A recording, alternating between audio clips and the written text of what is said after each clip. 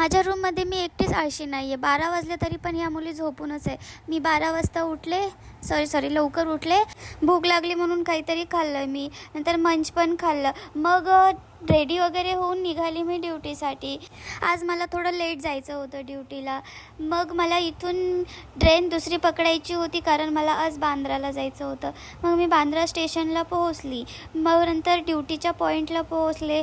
मग यावेळेस मुंबई पोलीस कोण कोण होणार आहे आणि ही कॅब कोण कोण घालणार, नक्की कमेंटमध्ये सांगा मला. तर मग माझी ड्युटी संपल्यानंतर मी निघाले रूमसाठी. रात्रीचे 11 वाजले.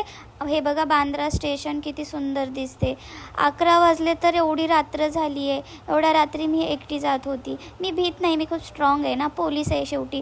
मग नंतर मला थोडेसे कामानिमित्त मला ATMमधून कॅश काढायची होती. मग ते काम झाल्यास मी निघाली रूमसाठी. रूमला गेल्यास खूप भूक लागली. मग मी खिचडी केली आणि खाऊन आता झोपते. चला मग बाय बाय.